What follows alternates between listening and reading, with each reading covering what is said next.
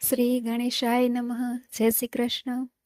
આજે આપણે ભાદરવા સુદ પાંચમના દિવસે સામા પાંચમનો વ્રતની વિધિ કથા કહીશું. સામા પાંચમ વ્રતની વિધિ. આ વ્રત ભાદરવા સુદ પાંચમના દિવસે કરવામાં આવે છે. મોટે ભાગે સ્ત્રીઓ રજોદર્શન દરમિયાન જાણે અજાણે થતા દોષો નિવારવા માટે આ વ્રત કરે છે. આ વ્રત ઋષિ પંચમી તરીકે પણ ઓળખવામાં આવે છે.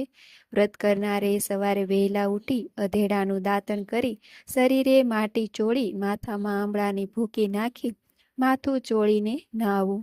એ દિવસે સામો ખાવો, ફળાહાર કરવો, અનાજ ખાવું નહીં. સ્નાન કર્યા પછી મહાદેવજીની ખૂબ ભક્તિભાવથી પૂજા કરવી. આ રીતે 5 વર્ષ સુધી આ વ્રત કરવું. ત્યાર પછી વ્રતને ઉજવવું. એક વખતે અરુંધતી સહિત સપ્ત ઋષિઓની પૂજા કરવી અને બ્રાહ્મણોને જમાડીને યથાશક્તિ દાન દક્ષિણા આપવી. કથા. ઘણા વર્ષો પહેલાની વાત છે. વિદર્ભ દેશમાં ઉત્તક નામે એક પવિત્ર બ્રાહ્મણ પોતાની પત્ની સંધ્યા અને પુત્ર પુત્રી સાથે રહેતો હતો. પુત્ર સુદેશ સર્વે વિદ્યાઓ ભણીને હોશિયાર થઈ ગયો હતો.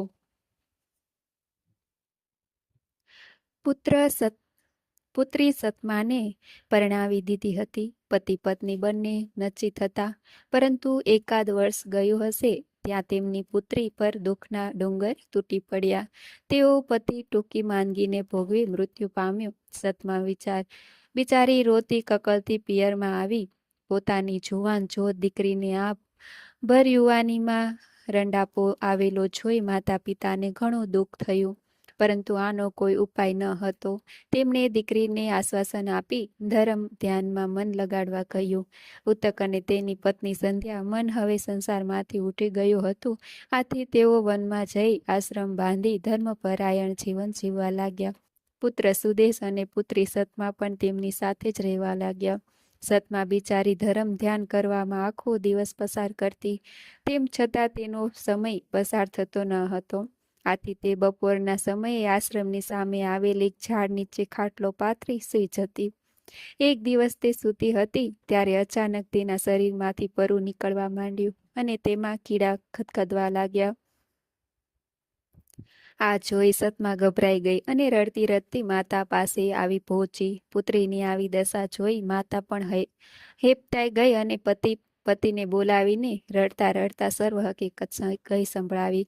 ઉત્તકે સૌ પ્રથમ તેને આશ્વાસન આપી પુત્રીને ગરમ પાણીથી નવડાવવા કહ્યું. પત્નીએ એ પ્રમાણે કર્યું. આથી સતમાને કંઈક રાહત થઈ. ત્યાર પછી પત્નીએ પતિને ખૂબ જ આગ્રહપૂર્વક તેના પરભવ વિશે પૂછ્યું. ત્યારે ઉત્તકે પોતાના ત્રિકાળ જ્ઞાનના પ્રભાવને લીધે પુત્રીનો ભૂતકાળ જાણી લઈ પત્નીને કહ્યું કે સતમા એક બ્રાહ્મણની પત્ની હતી.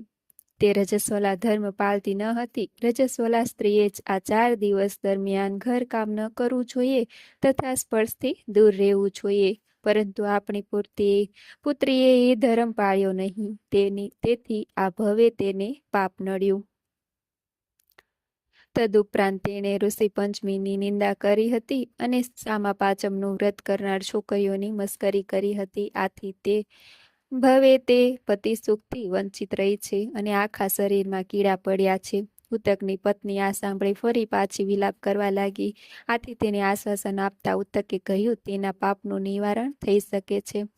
તેને જે વ્રતનો અનાદર કર્યો છે એ વ્રત ભક્તિભાવપૂર્વક કરીને તેના પાપનો નાશ કરી શકે છે અને ફરી પાછી હતી એવી કંચન જેવી કાયા બનાવી શકે છે. આ સાંભળી પત્ની, પુત્ર અને પુત્રી ખૂબ ખુશ થયા. પત્નીએ પતિને આ વ્રત સી રીતે થાય તે વિશે પૂછ્યું. તેના જવાબમાં ઉત્તકે કહ્યું, આ વ્રત ભાદરવા સુદ પાંચમે થાય છે.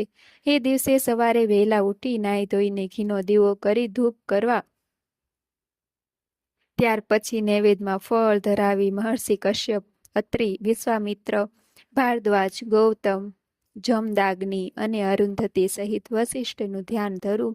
તેમની માનસિક પૂજા કરવી. વ્રત દરમિયાન ઉપવાસ કરવો અથવા ફળાહાર કરવો. એમાં માવો તથા ફળાદી ખાવા. આ રીતે ભક્તિભાવથી જે કોઈ સ્ત્રી વ્રત કરે તેના રજસ્વલા ધર્મ વખતે અજાણે અજાણેપણે થયેલા અનેક પ્રકારના દોષો નાશ પામે છે. સતમાએ પિતાજી પાસેથી વ્રતની વિધિ જાણી લઈ અને સામા પાંચમનું વ્રત આવતા વ્રત આરંભી દીધું.